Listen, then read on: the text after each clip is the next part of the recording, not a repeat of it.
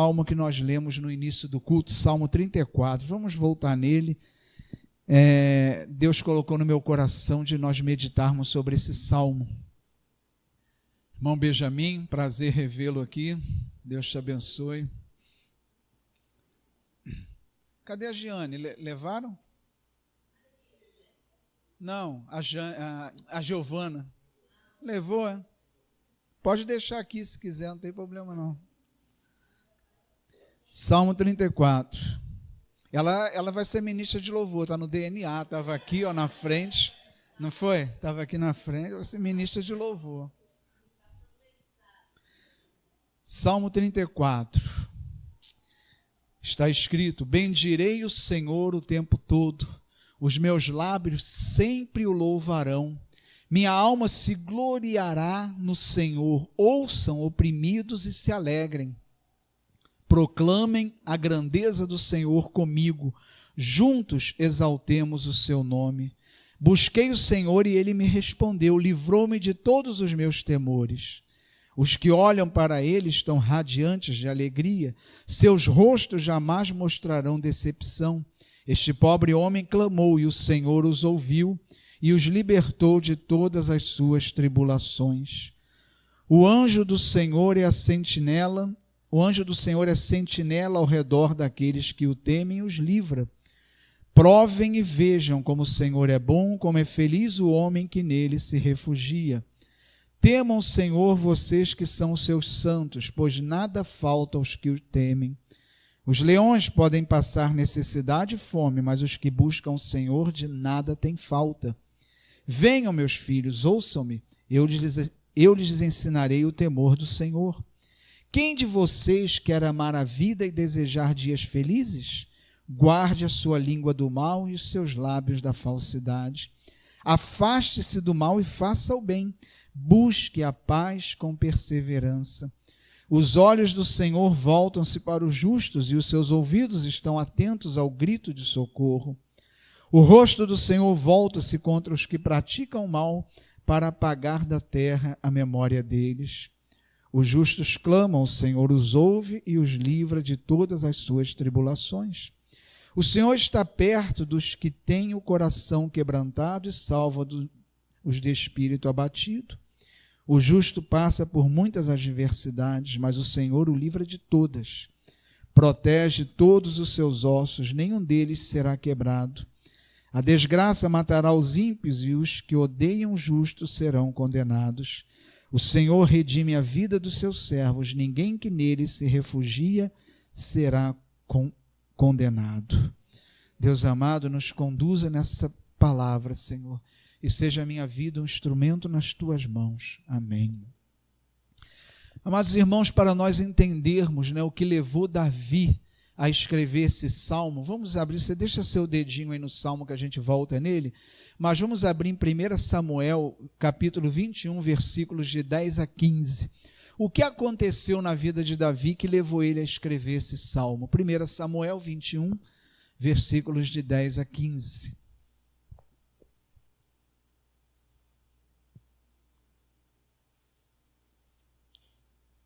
Amém? Tão rápido, glória a Deus. Naquele dia, Davi fugiu de Saul e foi procurar Aquis, rei de Gate. Todavia, os conselheiros de Aquis lhe disseram: não é este Davi o rei da terra de Israel? Não é aquele sobre quem cantavam em suas danças, Saul abateu seus milhares e Davi suas dezenas de milhares? Davi levou a sério aquelas palavras e ficou com muito medo de Aquis, rei de Gate. Por isso, na presença deles, ele fingiu estar louco. Enquanto esteve com eles, agiu como um louco, riscando as portas da cidade e deixando escorrer saliva pela barba. Aquis disse a seus conselheiros: vejam esse homem, ele está louco. Por que trazê-lo aqui? Será que me faltam loucos para que vocês o tragam para agir como doido na minha frente? O que ele veio fazer no meu palácio?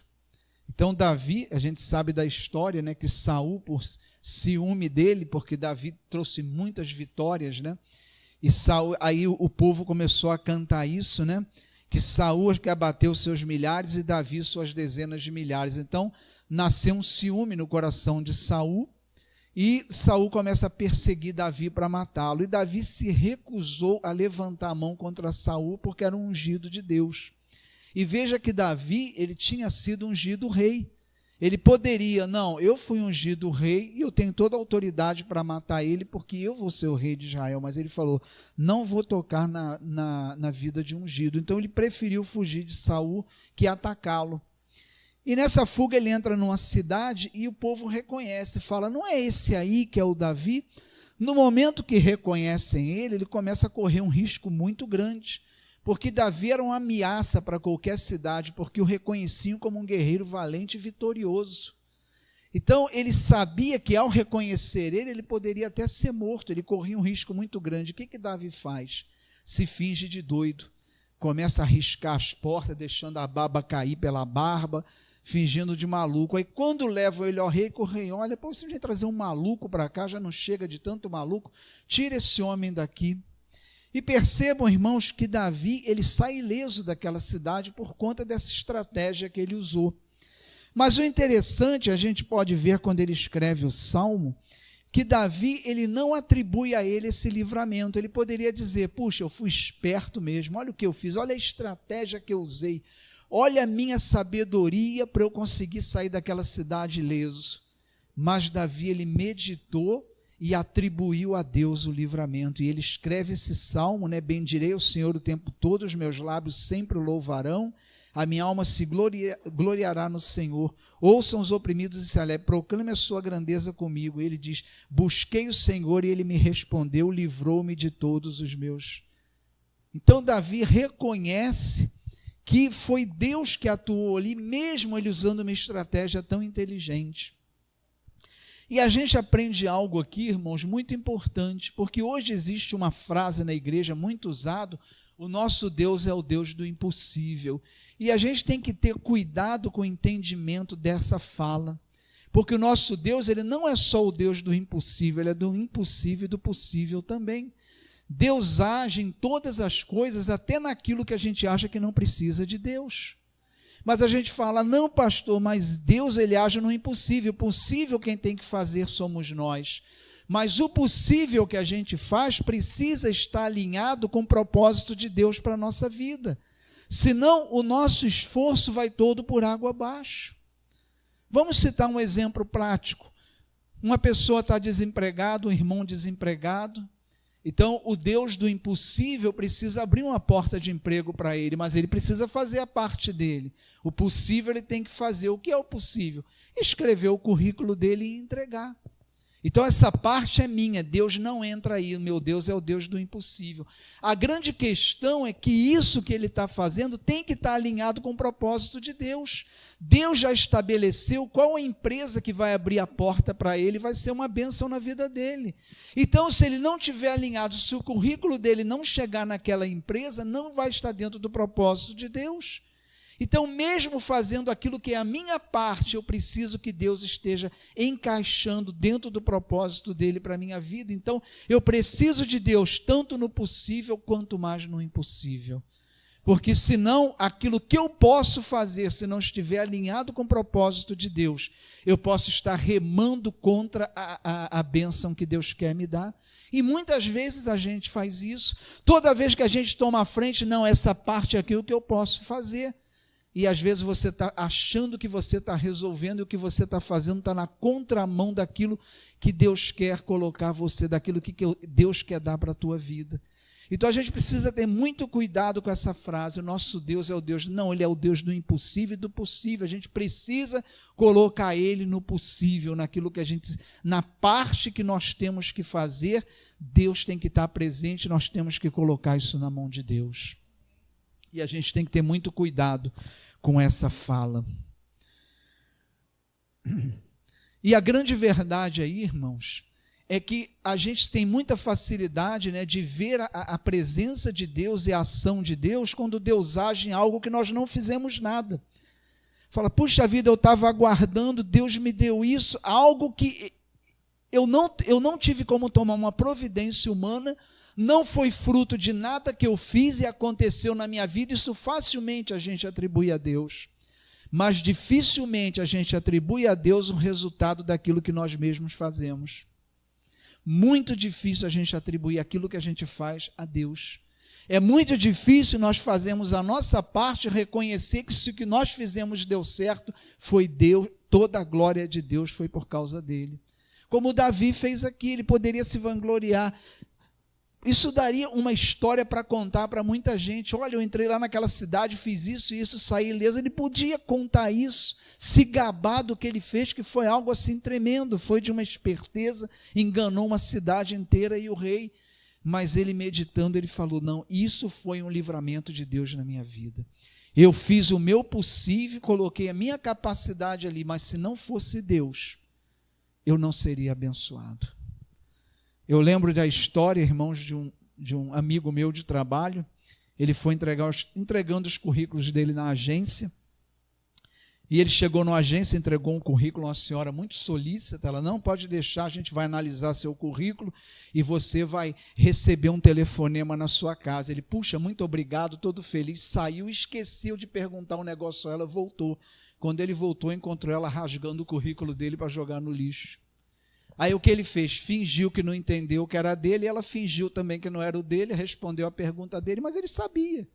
Então, amados irmãos, até o nosso possível, Deus tem que estar ali, abrindo a porta, quebrantando o coração, ajudando. Porque, pensa bem, né? Eu estou citando o exemplo do currículo e vou trabalhar em cima dele, porque é ele que eu estou citando. Você bota um currículo ali no meio de uma pilha, se Deus não botar a mão ali para te abençoar, fica difícil. Então, a gente tem que saber que até o possível a gente depende de Deus para fazer. Até porque as nossas capacidades são dadas por Deus, é Ele que nos capacita naquilo que a gente faz. Então a gente tem que, assim como Davi, né, que poderia estar se gabando do que aconteceu, ele transfere para Deus toda a glória daquilo que aconteceu na vida dele. E no versículo 1 ele diz, bendirei o Senhor o tempo todo, os meus lábios sempre o louvarão. Então, o que Davi está falando? Olha, não importa, né, o que vai acontecer na minha vida, mas eu vou louvar a Deus o tempo todo. Porque, amados irmãos, Davi aqui está lançando uma palavra que compromete toda a vida dele. Ele falou, olha, eu vou louvar o Senhor toda a minha vida, o tempo todo. Ele não sabe o que vai acontecer na vida dele. Ele não sabe pelo que ele vai passar, mas ele já está dizendo, olha, toda a minha vida os meus lábios o louvarão. E a gente fica meio que na expectativa, né? Será que o que vai acontecer na minha vida amanhã eu vou poder glorificar a Deus? Porque a gente acha que glorificar a Deus é na vitória. Não, você venceu, você glorifica a Deus que você teve uma vitória. Aí vamos dar testemunho, vamos glorificar a Deus. Não, você tem que glorificar a Deus o tempo todo, não é só quando você tem vitória, não. Ele merece toda a glória, esteja a minha vida boa ou esteja difícil, Ele merece toda. A gente não pode vincular o nosso louvor a Deus ao nosso bem-estar, à nossa situação de vida. O nosso louvor a Deus é por causa de quem é Deus e não por causa daquilo que a gente está vivendo. Nós louvamos a Deus pelo que Ele é e não por aquilo que Ele está fazendo, por aquilo que está acontecendo na nossa vida. Porque senão a nossa vida, né, a nossa vida espiritual cai nisso. Quando é aprovação, é só pedindo. Quando tem a vitória, glorifica. Vem a batalha, pedindo, vitória, glorifica e vai vivendo assim. E o nosso Deus só tem glória quando a gente está vencendo, quando as coisas estão favoráveis a nós. Não, Davi falou, eu louvarei por toda a minha vida. Mesmo que Deus não responda da forma que eu quero, Ele continua sendo o Senhor. A gente canta isso, né? Se Deus fizer, se não fizer, Ele é Deus. Isso é fácil cantar, mas para viver é um pouquinho difícil. Porque a nossa oração, ela acaba se transformando em oração de lamento, né? Mas a gente esquece de glorificar a Deus, de agradecer a Deus. Hoje pela manhã, a pregação que o Paulinho fez foi em cima disso. Ele dizendo isso, né? Que nós temos que agradecer a Deus a todo momento. Nós temos o que agradecer a Deus o tempo todo. Aquilo que estamos passando não pode, né, fazer com que a gente se esqueça do que Deus fez por nós e do que Deus está fazendo por nós em nossa vida. A ingratidão, o que é? Aquela criança que não recebe o que quer e te trata como se você não tivesse feito nada por ela. O que é ingratidão, não é isso? Você faz 99, você não fez o 100, a pessoa te trata como se não tivesse feito os 99. Não é assim a ingratidão? E é assim que a gente faz com Deus. Às vezes Deus não deu isso, a gente fica até meio aborrecido com Deus. Puxa vida, eu estou orando e Deus não faz. E a nossa oração às vezes não tem nenhum agradecimento e a gente esquece de tudo que Deus fez até aqui. Versículo 2, ele diz: minha alma se gloriará no Senhor, ouçam os oprimidos e se alegrem. A alma de Davi se gloriava em Deus, mesmo diante da fama que ele conquistou como homem vitorioso. Deus, ele nunca se apoiou nas suas vitórias e na sua capacidade, nunca. Ele sempre dirigiu toda a honra e toda a glória a Deus. Quando nos gloriamos em nós mesmos, fica difícil a gente abrir a porta do reino de Deus, a gente fazer aquilo que Deus mandou a gente fazer, o ID. Se eu sou o modelo para alguém aceitar Jesus, essa pessoa vai ser frustrada e decepcionada, ou se não, ainda que veja em mim um grande modelo, vai falar, puxa, eu não sou capaz de ser igual àquela pessoa, porque vai olhar para a sua vida e vai olhar para a imagem que ele tem do cristão e vai falar, eu não consigo ser o que ele é, eu não consigo ser assim. Mas quando você diz, olha, eu sou assim porque Deus opera na minha vida, porque eu era igual a você ou pior, e se sou assim hoje é porque Deus fez na minha vida e pode fazer na sua também. Então, quando a gente transfere a glória para Deus, a gente está dando acesso a todo mundo a entrar no reino de Deus. Paulo falou, olha, dos pecadores, do qual eu sou o pior deles. Foi o que Paulo falou, o apóstolo. Então ele está dizendo, olha, se eu sou o apóstolo Paulo hoje, é por graça de Deus, e a graça que alcançou a minha vida pode alcançar a vida de qualquer um. Então, o reino de Deus não é para privilegiados, mas é para aqueles que aceitam a Cristo como Senhor e Salvador da sua vida. O mais quem faz é Deus. Versículo 3, proclamem a grandeza do Senhor comigo, juntos exaltemos o seu nome. Busquei o Senhor e ele me respondeu, livrou-me de todos os meus temores. Amados irmãos, o nosso testemunho é fundamental diante da igreja. A igreja tem igrejas aí que usar o testemunho é muito comum. A Igreja Nova Vida a gente não vê muito isso, mas eu acho importante que quando você tem uma vitória, você dê o testemunho. Por quê? Você está fortalecendo a fé de pessoas que às vezes estão passando até por coisas parecidas com você. E Davi, ele tem essa preocupação de proclamar as vitórias que Deus deu a ele. Ele está dizendo aqui, proclamem a grandeza do Senhor comigo, juntos exaltaremos o seu nome, porque eu busquei o Senhor, ele me respondeu e livrou-me de todos os meus temores. Então ele está testemunhando, e dizendo, olha, venha louvar o Senhor comigo. O que é louvar o Senhor comigo? É você testemunhar os feitos do Senhor para que a igreja glorifique com você o nome do Senhor. E os testemunhos, eles fortalecem a fé dos nossos irmãos. Muitas vezes, a pessoa está passando por algo até parecido e lembra, puxa, se Deus operou, esse Deus que operou na vida dela tem poder para operar igualmente na minha vida. E a gente lembrar que Deus não esquece e está agindo, Versículo 5, os que olham para ele estão radiantes de alegria, seus rostos jamais mostrarão decepção. Olhar para Deus significa termos a nossa vida direcionada para Deus. Olhar para Deus significa que toda a nossa atenção, toda a nossa energia, tudo aquilo que somos está direcionado e voltado para Deus. Nós andamos na direção da onde olhamos. Então, o nosso foco, olhar para Deus, é dizer, o foco da minha vida principal é Deus. Então, tudo mais se submete ao foco principal, porque os meus olhos estão no Senhor. E ele diz, e todos aqueles que fazem isso, estão radiantes de alegria, seus rostos jamais mostrarão decepção. Irmãos, a gente pode passar pelo que a gente passar na nossa vida. Se a gente estiver forte espiritualmente, com o nosso coração no Senhor, nossos olhos atentos em Cristo, nada vai abalar a nossa alegria, nada vai tirar a nossa paz e a nossa alegria, porque a paz que Deus dá, por que ela excede o entendimento? Porque ela é dada mesmo no momento em que a gente não deveria estar em paz aos olhos humanos, e Deus nos concede a paz.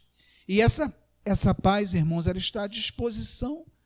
Se nós não recebemos, o problema está em nós, porque nós não a recebemos, por quê? Porque não cremos Né? Paulinho estava pregando isso hoje de manhã muito bem também. A gente tem que orar crendo que a gente vai receber, a gente tem que pedir sabendo a quem a gente está pedindo e crer que recebeu. Né? Pedir com entusiasmo, agradecer com entusiasmo, glorificar a Deus. A estrutura da oração, uma vez eu estava lendo isso, eu não sei se foi até na aula de batismo lá em Mesquita, que eles davam a estrutura da oração, baseado até pelo Pai Nosso. Você começa a oração glorificando a Deus. Né? Toda oração você inicia glorificando a Deus. Depois você pede perdão pelos seus pecados, depois você coloca as suas petições e no final você agradece a Deus por tudo que Ele fez por você. O agradecimento ele tem que estar sempre presente. Senão, qual é o nosso relacionamento com Deus? A minha aproximação de Deus é pela necessidade apenas? Eu estou precisando de alguma coisa, então é o momento de eu me aproximar de Deus. Se a gente trouxer isso para a humanidade, para a nossa vida cotidiana e humana, você gosta de uma pessoa que só te procura quando precisa de alguma coisa? Ninguém aqui gosta. Fala, pô, só vem aqui em casa para pedir, já sei que vai pedir alguma coisa. Tem gente que é assim. Você chega, chegou aí, pode contar que está precisando de alguma coisa. Senão, não te procura, não quer nem saber de você. E a gente não pode fazer isso com Deus. Né? A gente, independente da gente estar precisando, está tudo bem? Vamos glorificar a Deus. Está tudo difícil? Vamos glorificar a Deus, porque Deus está no controle. Versículo 6, este pobre homem clamou e o Senhor o ouviu e libertou de todas as suas tribulações. O anjo do Senhor é a sentinela ao redor daqueles que temem e os livram. Amados irmãos, essa alegria de que Paulo falou aqui no versículo anterior, é uma alegria antecipada, porque quando a gente entrega nas mãos do Senhor, a gente já se regozija como se a vitória tivesse chegado. Ora, se eu estou passando por uma batalha e eu oro com fé, entrego nas mãos de Deus, a ponto de eu repousar em Deus, eu já estou gozando dos benefícios de uma vitória que nem chegou ainda. Eu já estou gozando da paz, como se a vitória tivesse chegado, da alegria, da certeza da vitória, como se ela já tivesse chegado, e estou antecipadamente colhendo os frutos da vitória pela fé, na certeza que ela vai chegar, porque Deus vai conceder essa vitória. E ele disse, esse pobre homem clamou. Davi se denomina um pobre homem. Parece muito com Paulo, né? Porque Davi se declarar um pobre homem, ele não era visto assim por ninguém. Tanto que essa cidade, né, quando ele estava lá, foram falar com o rei. Não é esse o temido, né? Que venceu tantas batalhas, ficaram com medo, porque sabiam, né? A fama de Davi se espalhou. Davi era um homem vitorioso. Ele diz, esse pobre homem que eu sou. Por quê? A visão de Davi em relação a ele mesmo não era uma visão humana, era espiritual. Essa é a questão. A gente pode ser muito bem conceituado na nossa vida secular, a gente pode ser uma pessoa muito bem conhecida, a gente pode ter a nossa reputação na nossa vida secular lá no alto, a gente pode ser uma autoridade que todos temem, reconhecem, chega perto, mas espiritualmente nós somos homens e mulheres que dependemos da graça de Deus, e sem Deus somos miseráveis. Então, amados irmãos, diante de Deus não tem título, diante de Deus não tem cargo, diante de Deus não tem nada nisso. Somos todos iguais, pecadores carentes da misericórdia de Deus diariamente. E isso faz a beleza da comunhão dos santos. Quando a gente trabalha na igreja, muitas vezes você está trabalhando num trabalho qualquer na igreja, você está ali reunido com os irmãos, executando o trabalho naquela alegria, que trabalhar é muito gostoso. Né, que a gente reúne, faz aquela comunhão, e ali não tem doutor, ali não tem autoridade, não tem, ali é todo mundo irmão. E às vezes você está ali batendo um papo maravilhoso com o irmão, edificando e sendo edificado, depois vai saber, esse cara é isso, isso e isso. Que importa? Eu nem sei a profissão de vocês aqui, nem importa para mim. Alguns eu sei por acaso, outros não, mas nem importa, porque aqui nós somos irmãos, aqui é o reino de Deus que nós estamos vivendo, e aqui não tem cargo, aqui o único superior é Deus. Todos nós estamos igualados como homens e mulheres carentes da graça de Deus todos os dias. E Paulo enxerga sob uma visão espiritual e dizendo, olha, eu, um pobre homem diante de um povo diante de um povo que o declarava glorioso. Ele disse: eu sou um pobre homem. Ele olhou para ele com a visão espiritual, segundo a palavra de Deus. E nós somos assim. A gente não pode se apoiar naquilo que as pessoas falam que a gente é. É gostoso, né? A gente ser elogiado, massageia o ego, né? A pessoa vem, puxa, que pregação maravilhosa. Não, toda a glória é para Deus, mas o ego fica lá, né? Que beleza, né? Todo ser humano gosta, você não pode se colocar as suas fichas nisso, porque lá na frente você vai tropeçar num pecado e vai se decepcionar com você mesmo. A nossa garantia, a nossa alegria é o Senhor. Ele sim. Versículo 11, ele diz, pulando para o versículo 11, todavia os conselheiros de Aquis lhe disseram: não é esse o Davi, o rei da terra de Israel? Não é aquele sobre quem cantavam em suas danças, Saul abateu seus milhares e Davi suas dezenas de milhares? Por essas palavras, Saul ficou com ciúme. Foi por essas palavras que Davi teve, acho que ciúme, passou a perseguir Davi. Então a gente tem que ter cuidado com os elogios que a gente recebe. Essas palavras de elogio custaram caro a Davi. Davi estava lá servindo Saul, onde ele seria levantado rei. Aí a multidão começou a elogiar ele. Esse elogio para ele foi terrível, porque foi por causa desse elogio que Saul começa a persegui-lo. Tudo bem que a palavra diz que Deus também endureceu o coração de Saul em relação a Davi. Tinha um propósito de Deus aí. Mas foi tudo mediante, né, esse elogio. E a gente precisa ter muito cuidado com o elogio, né? Não que não seja bom, mas a gente precisa ser cuidadoso com isso. Porque às vezes a gente, como Paulo diz, não tem um conceito mais elevado do que nós somos verdadeiramente. E a gente às vezes lida com pessoas, né, que se acham mais do que as outras por aquilo que o mundo reconhece que é. E é interessante isso. Meu irmão, ele trabalhava na Interciência, uma livraria que tinha lá na cidade, acho que ela até faliu. E na época ele estava envolvido nesse negócio de Amway, né? E então ele apresentava plano, né? Tinha dia que ele tinha que apresentar plano, e nesses dias ele ia trabalhar de terno, mas não era a roupa que ele trabalhava de calça jeans, uma camisa polo simples, e ele ia na faculdade visitar para levar os livros, apresentar os livros, entregar pedidos. E ele falava para mim: Paulo, é interessante, eu vou lá na faculdade de calça jeans e camisa, chego lá, olha, eu quero falar com fulano de tal. Tá, senhor, senta aí, aguarda que ele vai atender o senhor depois. Eu ia depois na mesma faculdade de terno, eu quero falar com fulano de tal. Perfeitamente, meu querido, senta, eu só quero um cafezinho, quer alguma coisa, só porque ele estava de terno. Então, amados irmãos, elogio é enganoso, né?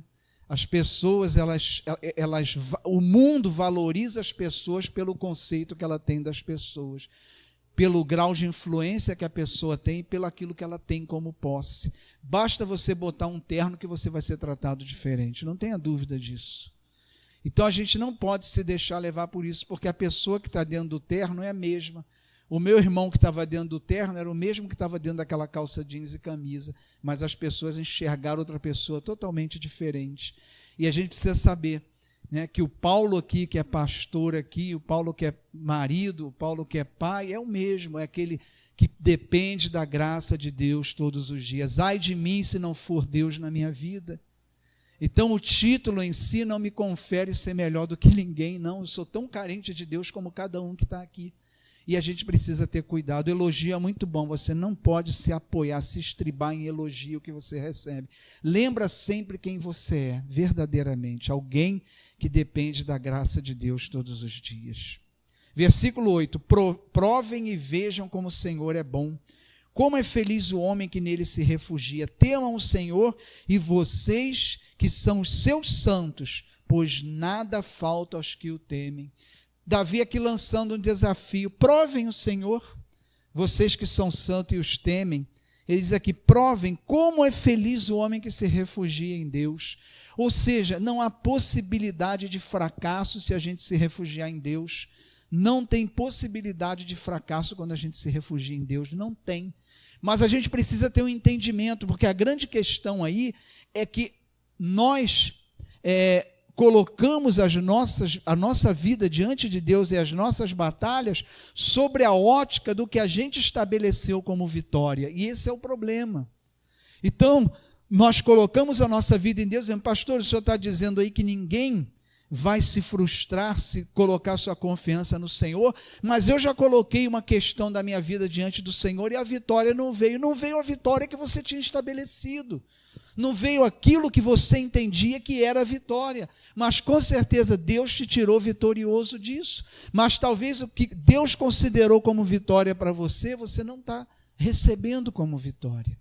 Paulo diz, qual é a vitória sobre todas as nossas lutas? É guardar a nossa fé.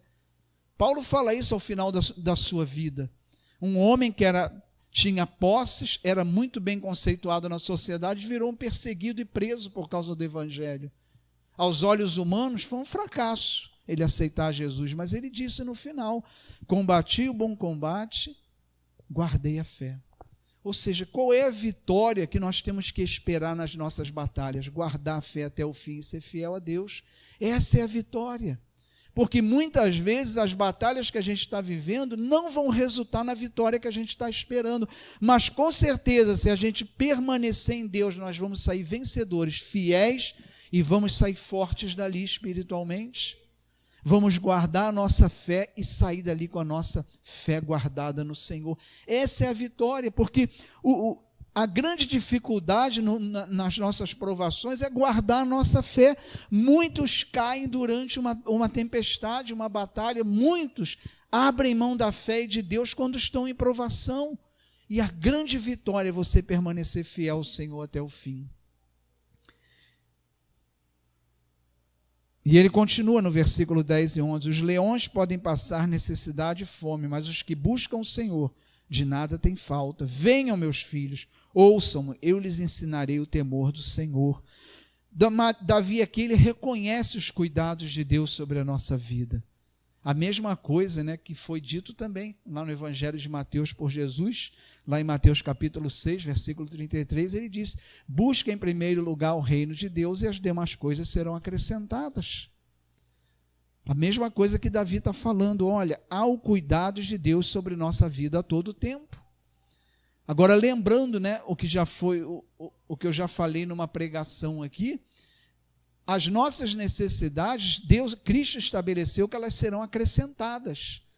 Não é para nós buscarmos, ele disse, o que você tem que buscar? O reino de Deus, a santidade. E o que você vai comer, o que você vai vestir e as suas demais necessidades serão acrescentadas. Ele disse, olha, quem corre atrás dessas coisas são os pagãos, porque a vocês o Pai vai dar.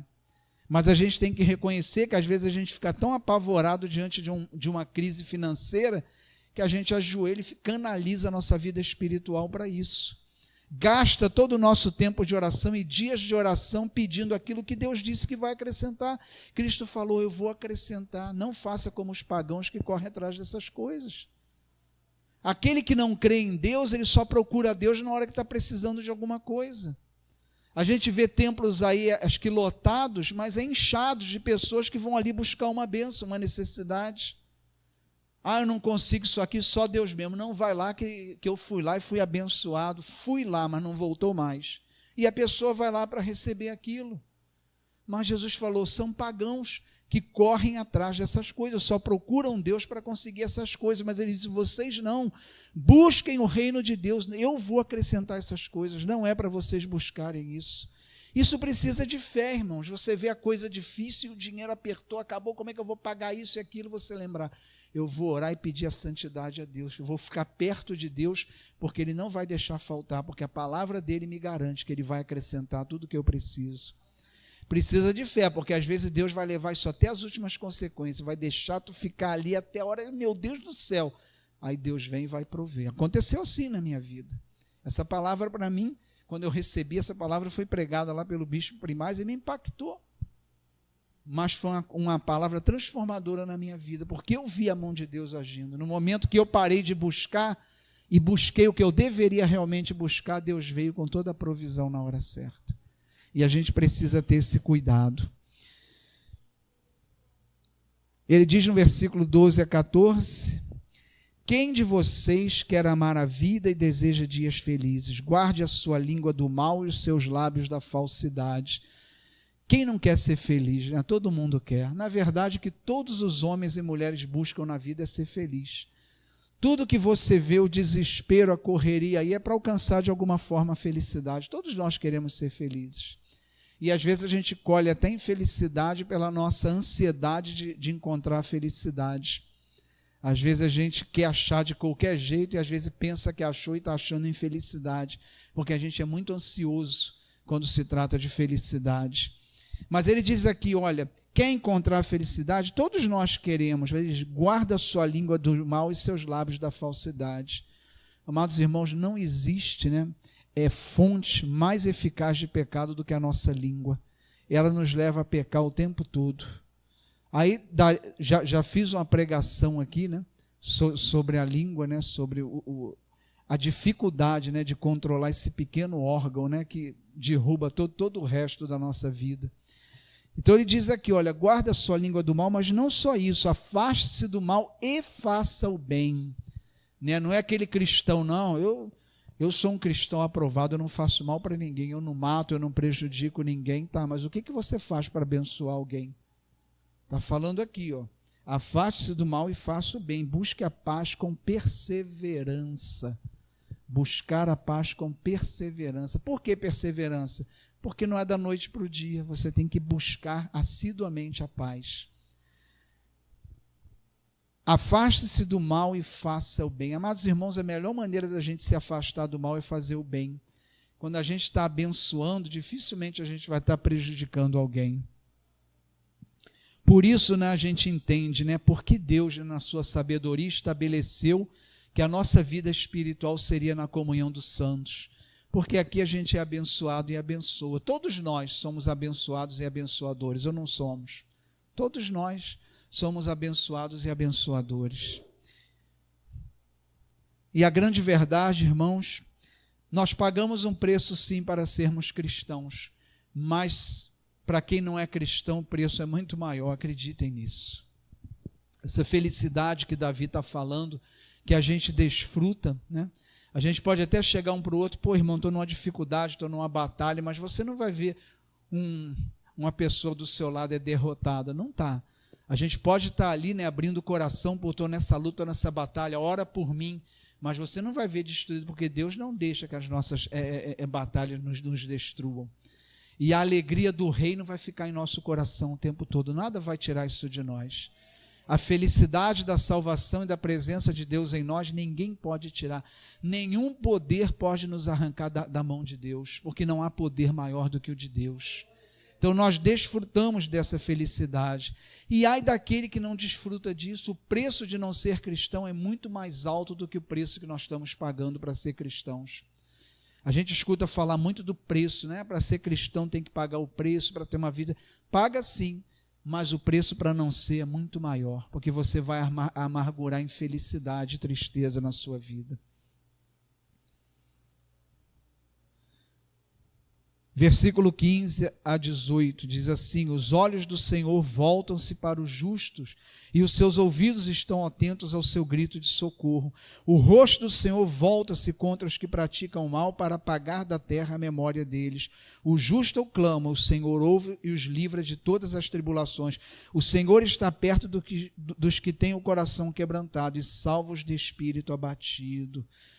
Amados irmãos, Deus não é alguém que vive infernizando a vida de quem não é do seu povo. Não pense dessa forma. Não, Deus cuida de nós, abençoa, e tudo que o ímpio está passando é porque Deus está fazendo ele passar, porque ele é ímpio. Não é. A grande questão é que basta você estar fora, você não está debaixo da mão de Deus, que você está sujeito a tudo. Aí as pessoas falam, está vendo, ele saiu da igreja, olha o que aconteceu, olha só o que Deus fez na vida. Deus não fez, gente, ele saiu debaixo da mão de Deus e está sujeito a tudo. Então o que o homem está passando aí no mundo, fora de Deus, não é porque Deus está fazendo ele passar, é porque ele está entregue aos seus próprios pecados, ele está entregue a todo o pecado do mundo, ao príncipe do mundo, e está sofrendo as consequências disso. Deus não está fazendo ele pecar, Deus não está fazendo ele amargar as consequências do seu pecado, Deus não está fazendo ele viver a própria sorte e acontecer coisas na vida dele que na nossa Deus não permite que aconteça. Não é Deus que está fazendo isso, mas o fato dele não estar debaixo da mão de Deus, você passa a ficar sujeito a todas essas coisas. Essa é a grande questão. A gente não está diante de um Deus. No dia do julgamento, sim. Nesse dia ele virá para julgar e ele vai separar o joio do trigo. Mas Jesus falou que ele não veio para condenar, porque já estávamos condenados. Então ele não tinha que vir para condenar, porque condenado a gente já estava. Nem precisava ele vir. Ele falou, mas eu vim para perdoar e para salvar. E ele diz à igreja, olha, ide anunciar o evangelho para que todos sejam alcançados e salvos. Mas aquele que não tem Cristo na sua vida, que não tem Deus na sua vida, está sujeito à sua própria sorte. A gente não tem ideia de quantas coisas poderiam estar acontecendo conosco se não fosse a mão de Deus sobre a nossa vida. A gente sequer tem ideia, porque a gente só vê o que acontece, o que não acontece a gente não tem como ver. Basta Deus nos entregar a nossa própria natureza humana, para nós já vai ser uma desgraceira danada. Basta Deus nos entregar os nossos pecados. Pelo poder de Deus, o Espírito nos incomoda quando nós pecamos, nós nos entristecemos, buscamos a Deus arrependidos e somos perdoados.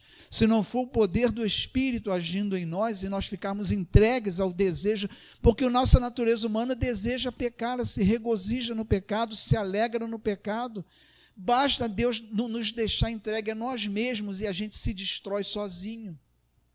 Então, amados irmãos, não há um Deus maravilhoso com quem é do povo e carrasco com quem está fora. Aquele que está fora não está debaixo da mão de Deus e está sujeito a todas as coisas. No dia do juízo, sim, nesse dia Deus virá para julgar. E nós seremos julgados também, não ficaremos fora do julgamento, mas seremos considerados o quê? Justos, pelo sacrifício de Cristo na cruz. Seremos considerados merecedores. Vinde a mim, benditos, para o reino que para vós foi preparado, pelos méritos de Cristo na cruz. Por ter aceitado a Cristo, recebemos os benefícios da sua morte e ressurreição.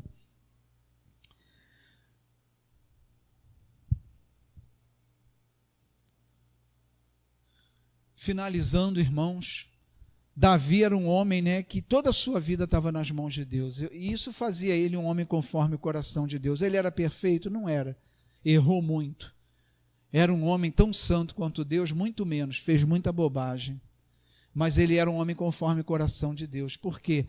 Toda a sua vida estava nas mãos de Deus, toda a sua vida estava nas mãos de Deus. Tempo de lutas, ele clamava a Deus. Quando ia para a batalha, consultava e entregava ao Senhor. Não ia se Deus não permitisse. E na vitória, ele dava toda a glória a Deus diante do povo. Não era uma coisa só ele, Deus, e deixa o povo me engrandecer. Mas entre eu e você, Senhor, a glória é tua. Não, ele proclamava a glória de Deus para todo mundo, para saber que não era ele, mas era Deus. A vitória dele vinha de Deus. E nós temos que aprender, que não é só para entregar a vida quando a gente perde a mão da nossa vida. Porque quando tudo está bem, beleza. A gente nem sente falta de orar quando tudo está bem, porque eu estou dando conta. Eu estou dando conta, está tudo bem. Minha vida familiar está ótima, obrigado. Minha vida profissional está ótima, está tudo bem, eu estou dando conta. Aí quando pega alguma coisa, não, eu preciso orar. Preciso ir na igreja, preciso ir no culto de oração, preciso em tudo. Porque agora pegou e eu perdi a mão da minha vida, eu não tenho como resolver. Não, a nossa vida ela tem que estar todo o tempo nas mãos de Deus. Se você está vivendo um momento maravilhoso da sua vida, glorifica a Deus, que é Deus que está te dando. Se você está vivendo um momento de prova, glorifica a Deus, porque está dentro do propósito de Deus e você vai ser abençoado nessa prova. Não sei qual é a vitória que a gente vai tirar dela. Às vezes a gente humanamente nem consegue enxergar que vitória veio da nossa batalha. Mas Deus sabe porque você passou e Deus sabe aonde Ele queria que você chegasse com aquela batalha e você vai chegar. O tempo de Deus é diferente do nosso. Deus não tem um relógio no seu pulso e um calendário do lado para dizer, olha, esse sofrimento vai até dia 10 às 14 horas. Não. O tempo de Deus é quando se cumpre o propósito dele. Agora é o tempo da batalha, ela vai ficar até que o propósito se cumpra. E assim vai, a nossa vida toda está dentro do propósito de Deus, e tudo que todos os ciclos da nossa vida, eles passam para que se cumpra um propósito de Deus na nossa vida. Então a gente tem que entender que o nosso Deus é o Deus do impossível, mas Ele é o Deus que está conosco no possível. Em tudo que a gente faz, Deus está conosco. A nossa vida ela é toda do Senhor, do começo ao fim, né? Porque é muito bom quando a batalha chega, Deus já está com a mão no leme do seu barco, né? Você vai ver o céu fechando, as nuvens crescendo, mas você não. Já está na mão de Deus a minha vida, né? Como o salmista diz, né, que um homem de Deus, ele não teme más notícias. A gente não tem que temer má notícia. O que tem mais agora é mais que notícia, né? O que tem mais agora, né? Paulinho estava falando isso hoje de manhã na pregação também, que a gente fica se alimentando de coisas que não prestam, que vão colocar pavor na gente e tudo, quando a gente tem que se alimentar de coisas boas, né? Você liga a televisão aí, parece que vai escorrer sangue, é na tua sala, e a gente fica assistindo aquilo, dando ibope. Busca coisas que vão te alimentar, que vão tornar o teu espírito leve, vão alimentar a tua vida espiritual, vão fazer você viver em paz. Não fica colocando coisas na tua vida. E rede social hoje, meu Deus do céu, parece profeta do Apocalipse aquilo. E muita desgraça que aparece ali é fake. E tem cristãos que vivem sendo atemorizados pela rede social, por zap. Um dá uma notícia ruim, ai meu Deus, olha aqui, viu o que está escrito? Aí outro dá a notícia, ai meu Deus do céu, parece que não tem Deus na vida dele. Há quantos anos estão dizendo que a igreja vai ser atacada, que vai acontecer, que a igreja vai acabar? A igreja está aí até hoje. Mesmo nos países que ela está sendo perseguida, é onde ela está mais forte. E é onde ela está mais forte, porque nós somos mais fortes quando a gente é provado. Nós somos mais fortes. Quando a igreja é mais forte, é quando ela está sendo perseguida. Ninguém conseguiu acabar com a igreja hoje, nunca vai, porque Jesus falou, ninguém vai prevalecer sobre as portas da igreja. O poder do inimigo não prevalecerá contra a igreja. A gente não precisa de bancada de evangélico para proteger a igreja. Não precisa disso. Quem protege a igreja é Deus. Não é essas pessoas que vão fazer diferença para a nossa igreja, até porque até hoje elas nunca fizeram. Então a gente tem que ter o cuidado, sim, eu acho que é uma responsabilidade como cristão, a gente ter o cuidado de consultar os candidatos e ver, porque a gente agora vai ter eleição. E o principal, as pessoas estão muito preocupadas com o presidente, mas a gente tem que ter cuidado com o senador e os cargos, porque são eles que vão votar as leis. E tem leis aí para ser votadas que envolvem essas que a agenda homossexual, envolve muitas outras coisas que é um ataque à igreja direto. Então a gente não pode pegar o nosso voto, eu vou lá e anulo e que se dane. Não. Consulta, vê em quem você pode votar. No meio disso tudo, pessoas que são contra essas leis que estão querendo implantar aí, colocar nas escolas esses kits aí absurdos, ainda vão tentar colocar isso, se tiver quem ajude, vão botar. Criminalizar a nossa opinião acerca dessa agenda homossexual. Aonde que eu dar a minha opinião é você estar discriminando alguém. Opinião não discrimina ninguém. Opinião é um direito de cada um. Mas se a gente não tiver cuidado, muitas coisas vão ser implantadas. A gente tem que ter responsabilidade de olhar em quem a gente está votando. Mas não que a igreja dependa deles, porque quem vai defender a igreja é Cristo. E ninguém vai prevalecer sobre a igreja, tenha certeza disso. Nada vai prevalecer sobre a igreja de Cristo. Falar, pastor, mas tem lugar aí que os pastores estão morrendo, mas morrem para receber a coroa da glória e a vitória. E ninguém morreu ali como derrota, não, é vitória. Paulo falou, olha, me espera a coroa da glória, a morte para mim é lucro. Se morreu foi porque Deus permitiu e estava na hora de receber a coroa da glória. O mundo não pode mudar os propósitos de Deus, o mundo não pode tirar a nossa vida das mãos de Deus. Então, amados irmãos, que toda a nossa vida esteja nas mãos de Deus, né? Que a gente não conduza a nossa espiritualidade nos altos e baixos das circunstâncias da nossa vida, mas que seja uma fidelidade. O meu momento com Deus de oração, a minha fé, a minha intimidade com Deus, ela nada tem a ver com o que eu estou passando. É o reconhecimento de que Ele é o Senhor da minha vida e que eu dependo da graça dEle todos os dias.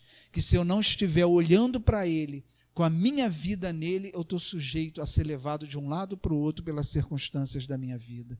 Então, amados irmãos, que a nossa fidelidade ela seja para Deus. Que nada pese mais para nós do que a vontade de Deus, do que a palavra de Deus. Amém? Deus amado, nós te adoramos e te glorificamos, e por isso nos reunimos aqui nessa noite. Nós te pedimos, Senhor, que a nossa vida esteja nas tuas mãos plenamente, Senhor, a todo momento. Deus amado, nós reconhecemos aqui nessa noite que tu és o Senhor, independente do nosso momento de vida, do que estamos passando. A ti toda a glória, toda a honra e todo o louvor, pois tu és soberano. Tu és, Senhor, um Deus que tem todo o poder e a nossa vida não pode ser arrancada das tuas mãos.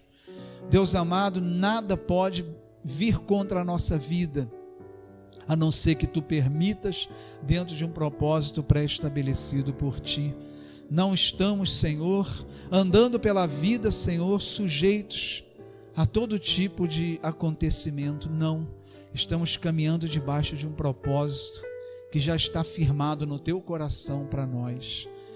Deus amado, nós confiamos em ti, Senhor, e nós te pedimos perdão, Senhor, pelas vezes que nós confiamos no nosso conhecimento, confiamos na nossa intuição, nos deixamos levar pelo nosso coração, pelo nosso entendimento, e nós desprezamos a tua vontade em nossa vida. Nós entregamos a ti a nossa vida em todas as coisas e te pedimos, nos dê sabedoria, Senhor, que vem do alto dos céus, e nos dê um coração sempre pronto a te ouvir e esperar em ti, Senhor. Recebe cada vida que está diante do teu altar, cada família representada, cada família da tua casa, Senhor, que em meio a tempos tão difíceis, Senhor, nós possamos estar com o nosso coração firme em ti, fiel. Nós, Senhor, te pedimos, cercados de tantos perigos, Senhor, nós e a nossa família, que por mais que a gente ame, não temos como guardar e proteger, mas nós temos sido guardados por ti, Senhor. Continua, Senhor, guardando as nossas famílias e a nossa vida onde andarmos, Senhor, e sobretudo nos livra de todo o mal, Senhor, pois está ao nosso redor, tentando contra a nossa vida, e tu tens, Senhor, pelejado, anjos têm pelejado para nos defender. Nos guarda, Senhor, em todas as coisas. Que a bênção de Deus Todo-Poderoso, Pai, Filho e Espírito Santo, desça sobre nós, sobre as nossas vidas e nossas famílias. Em nome de Jesus. Amém.